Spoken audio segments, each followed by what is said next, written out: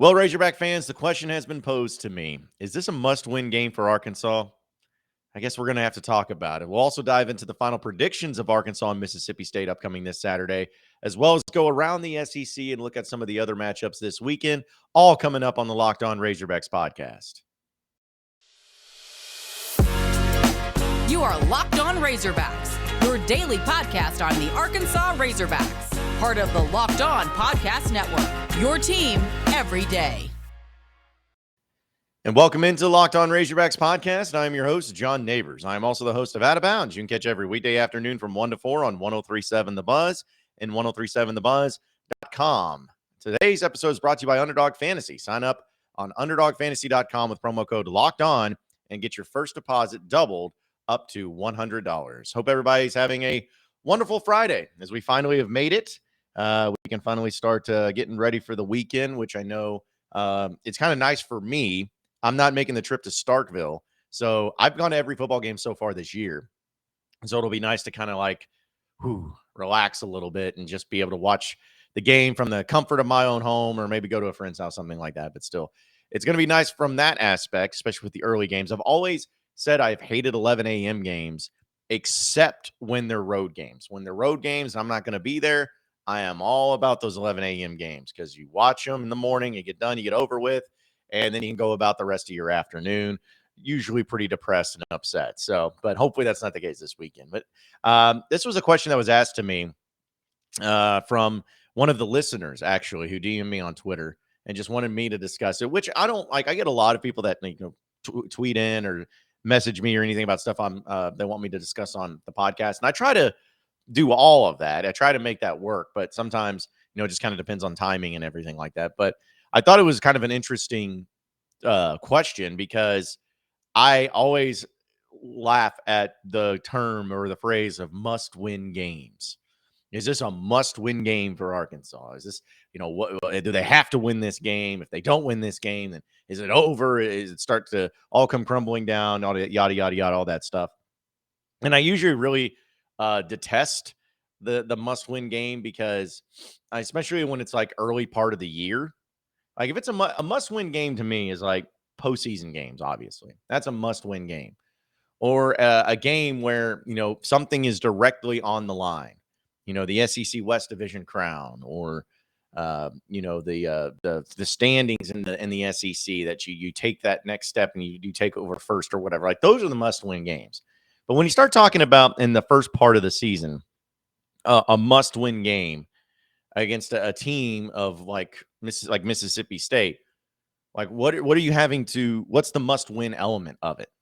Is it must-win because then suddenly you're at 1-3 in conference play and you're 3-3 in the SEC and things start looking a little bit dicey, especially because the schedule is still got a lot of tough games on it and you just have no faith. Like, is it a must-win game for your faith? Because that's kind of what it sounds like to me. It's a must-win game just for your faith.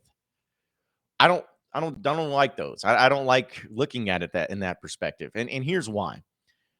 I know mathematically and statistically something like this wouldn't happen. But say if you lost to Mississippi State, okay?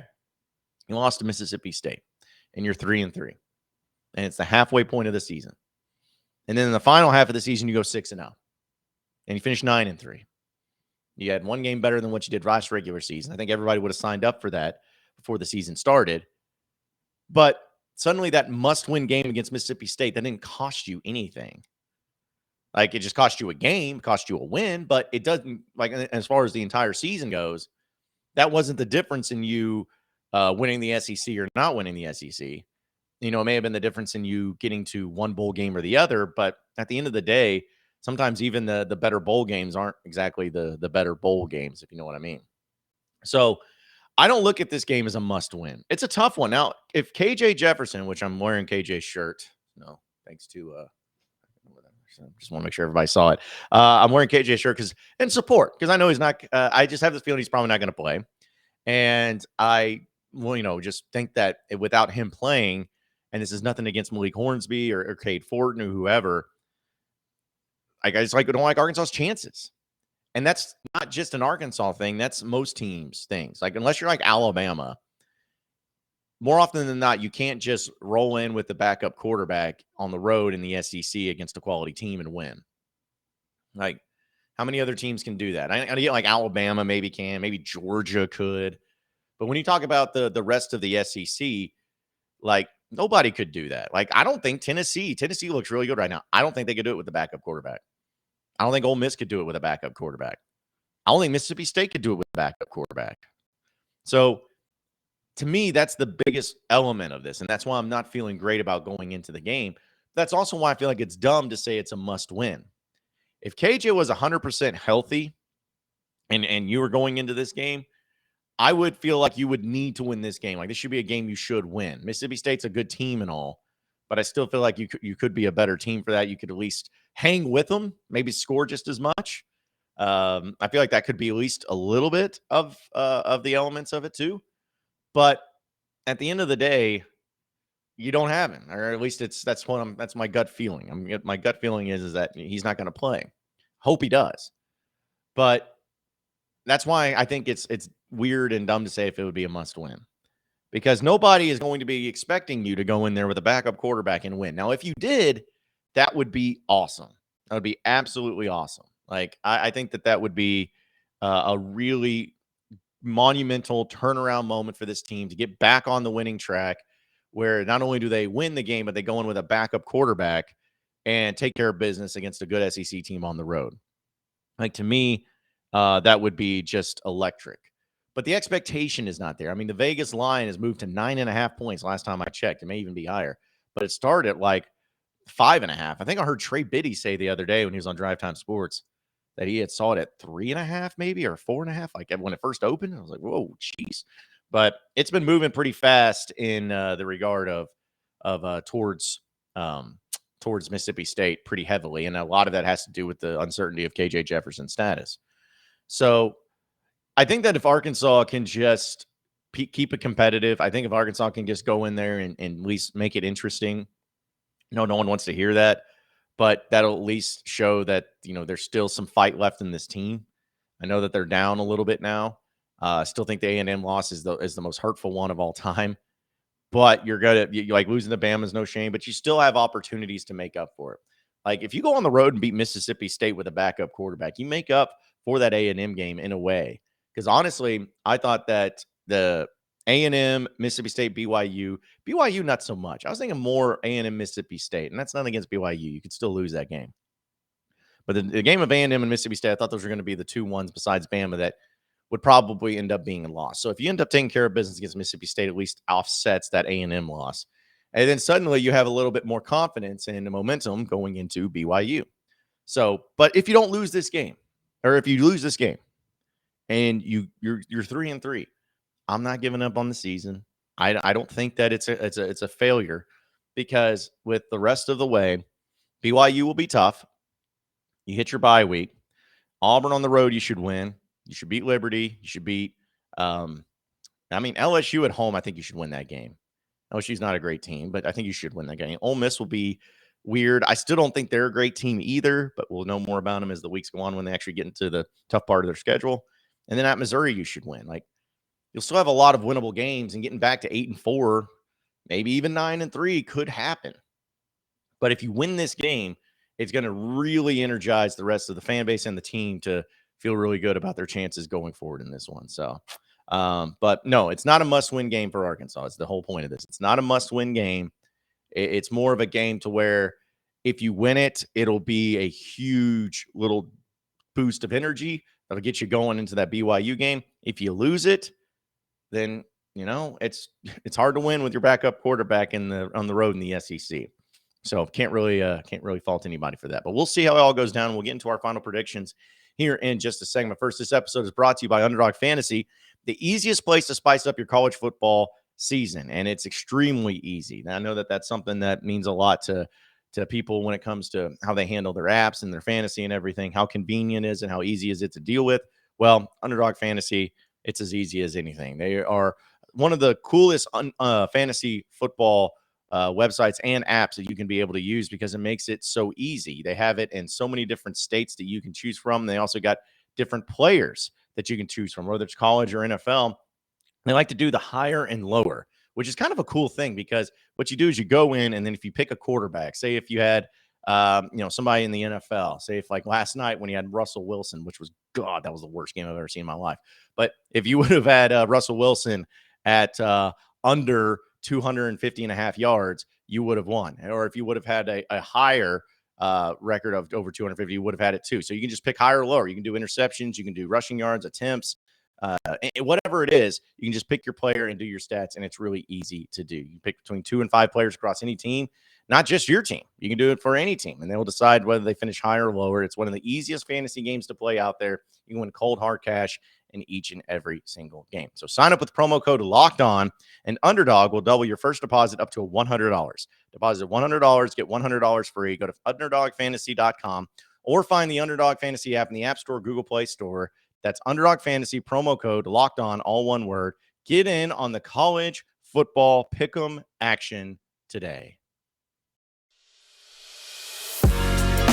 You are Locked On Razorbacks, your daily podcast on the Arkansas Razorbacks, part of the Locked On Podcast Network, your team every day. All right, so moving on into the next segment, which is this is going to be our final predictions of Arkansas and Mississippi State. And, I've gone back and forth on this one. Like, I've been really trying to figure it all out. I've been trying to find hope. I've been trying to find good feelings about it. But I've also been trying to be realistic and, look at some of the concerns that Arkansas is going to have in this game, which is funny because and I just checked now this morning, the spread is now 9. So it actually went from 9.5 to 9. So some people are at least kind of offsetting it there a little bit too. But either way, I'm looking into this game, and it's just on paper, it is a matchup nightmare for the Arkansas Razorbacks, because Mississippi State averages 350 yards passing per game, and Arkansas gives up close to 300 passing yards per game. That's a bad recipe. Now, the Arkansas' strength would be their rushing game because they are rushing for 230 yards a game, but Mississippi State's only given up 118 yards per game.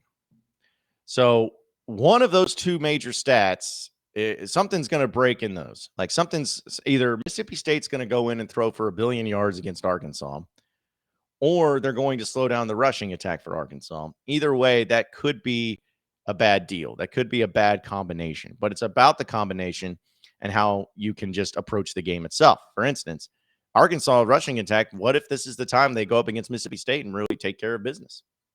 What if this is the time that they're able to knock them off the front and have some really good run plays with a lot of healthy running backs and a possible very elusive quarterback and get a ton of yards, work the clock, wear the team down? It could happen. Honestly, I think that will happen. I think that the offense for Arkansas in this game will be able to run the ball pretty effectively. When you get to the passing elements, because the status of KJ is so unknown, that's where I really don't feel good about it. I don't feel good about it at all. And it's scary because you can't, as much as I'd like to sit here and say that you can just run the ball the entire game and get out of there with a victory, it's not realistic. It's just not feasible against any SEC team. And so you're going to have to pass the ball. And I would even make the argument that you would have to pass for at least 200 yards in this game if you're Arkansas, if you want to win, because you're going to have to offset. Like, Mississippi State's going to be a really good defensive front as far as how they scheme it up, because they're going to just load that box and dare you to throw. Whether it's Cade Fortin, whether it's Malik Hornsby, whoever, they're going to dare them to throw. They're going to focus on the run game. And if they start passing it, or if they're going to force you to pass it, then they'll take care of business from there, and they'll probably be okay with it. But that's what's going to happen. It could be a low-scoring game for Arkansas if that's the case. It could be. And then on the defensive side of the ball for Arkansas, I mean, goodness. You've given up so many passing yards this year. It's so dumb. And you're one of the worst teams in points allowed per game. You've given up 30 points per game on defense this year. That's bad. That's really bad. So is Mississippi State going to exploit that? Absolutely. They're going to exploit the secondary for Arkansas. They're going to exploit the problems that they have back there in the safety position. I think that they're going to run a lot of slants in the middle of the field, and they're going to get the ball quickly out of Will Rogers' hands because they know that Arkansas can provide some pressure in the passing game. Well, they will just say, okay, well, we'll just get it out as quickly as possible, get the ball into the hands of our wide receivers, and let them figure it out. Let them go do something against this very weak secondary for Arkansas. So it's just a bad matchup on paper. But the good thing is, if you're trying to look for some sort of silver linings in all of it, is that it is the SEC and it is a Saturday in the South. You never know what's going to happen. You never know what to expect. I mean, there's been already games that's happened this year that just seem so strange. That game with Georgia and Missouri last week, that was a weird game. The game with A&M and Arkansas was a weird game. The game with LSU smoking Mississippi State was a weird game. Like, you have weird games already that's happened so far this football season. This could be one of those weird games too. Arkansas is undefeated against Mike Leach under Sam Pittman. And honestly, Barry Odom's done a really good job of being able to play defense and scheme up some things against a Mike Leach's offense. So, these are the things that could end up happening. That could end up being it. And I don't expect this Razorback football team to just lay down. I don't expect it at all. I don't think Sam Pittman would allow it. I don't think this coaching staff would allow it. I don't think the players would allow it. They're not just going to roll over and die. They're going to go out and they're going to really, really give it their all. Will it be enough is the ultimate question. But at the end of the day, though, you got to be realistic. You got to look at the situations. And I'm basing this off of KJ Jefferson not playing in this game. I think that it will actually be a closer game than what most people will say. I think the 11 a.m. kick is kind of a weird time.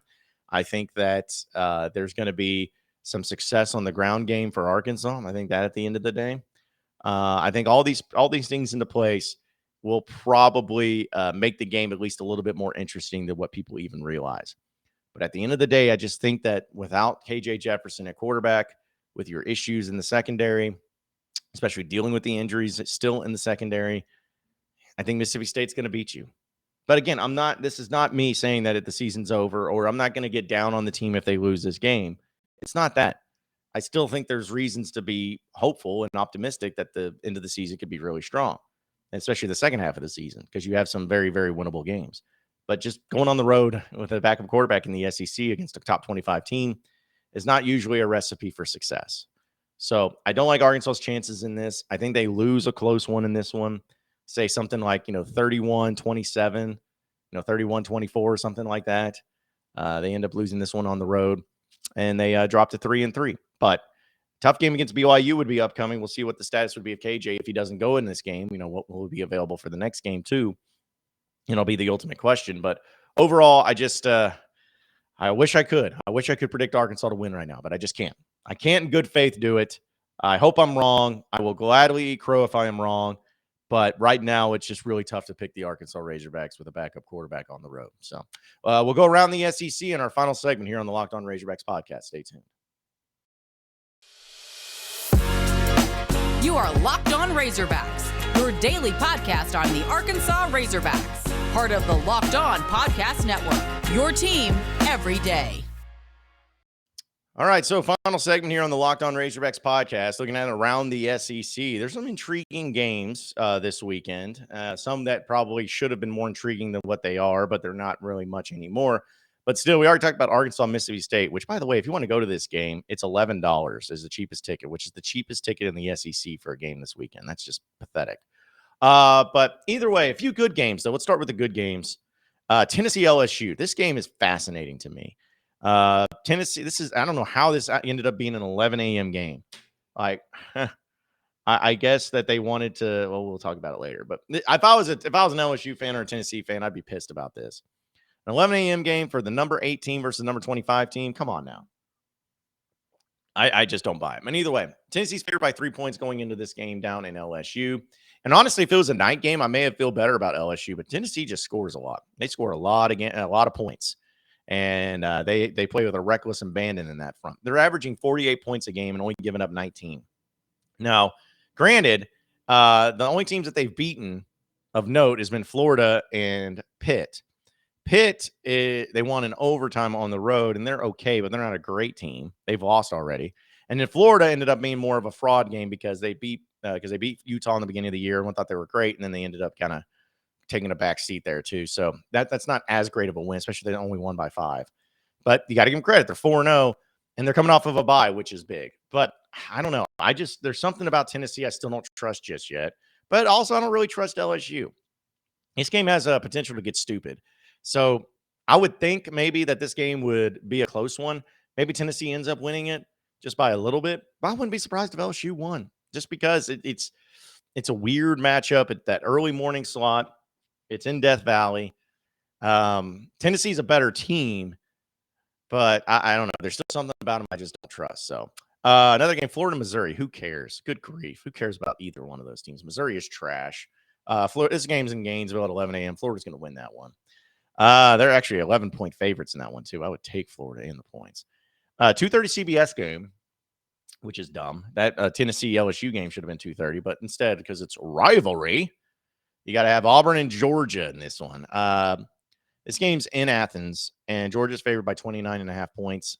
Georgia's going to win by at least that. Auburn is terrible. Georgia is a really good team. They're going to come in mad because they played poorly against Missouri last weekend. They're going to absolutely obliterate Auburn, and it won't even be close. Ole Miss and Vanderbilt, this game, like Ole Miss pisses me off. You talk about somebody that has the easiest schedule in the world in the front half. I know they beat Kentucky at home, but Kentucky just killed themselves. But these were their games. Troy, Central Arkansas, Georgia Tech, Tulsa, Kentucky. Now they have Vanderbilt, and then they have Auburn. Come on. And now they finished the season with at LSU, at A&M, Bama, at Arkansas, and then Mississippi State. But whoever gave them that front, like, I would love that schedule where the toughest games are at the end of the season. Like, I would love that. So Auburn or Ole Miss, once again, just everyone wants Ole Miss to be good. They love them some Lane Kiffin. But they're playing Vanderbilt on the road. They're going to win that game. The 17-point favorites, and they'll probably win that game too. Kentucky, South Carolina. Kentucky, this is at home. Kentucky's only favored by 6.5 points. The Will Levis thing is weird because they're apparently saying that he may not play in this one. So that could have something to do with it. But 6.5 points still, I think, like, Kentucky should win this game. South Carolina is not a good football team at all. And they're not physical at all. So I think Kentucky will take care of business in this one. And then finally, the big game that everyone was looking forward to at the beginning of the year, and now it's going to be a terrible matchup because nobody's really going to care as much. Texas A&M and Alabama. And it's in Bryant-Denny Stadium in Tuscaloosa. Alabama's 24-point favorites. They are going to absolutely destroy A&M. I don't care if Bryce Young plays or not. A&M doesn't. They have to go with Haynes King now. Alabama lost to him last year. They're pissed off. They're pissed off of what Jimbo said. They're take Bama minus 24 all day long. They are going to make a statement in this game. And A&M is going to go home with their tail between their legs, and they're going to get destroyed. And I literally cannot wait to see it. So there you have it. Appreciate everybody listening in to Locked On Razorbacks podcast. Be sure to like and subscribe to the podcast on iTunes or on Google Play. You can also get after me on Twitter at BuzzJohnNabors for any questions, comments, concerns that you may have. We'll keep it going from there. Same podcast time, same podcast channel tomorrow afternoon. Have a great day, everybody. We'll see you then.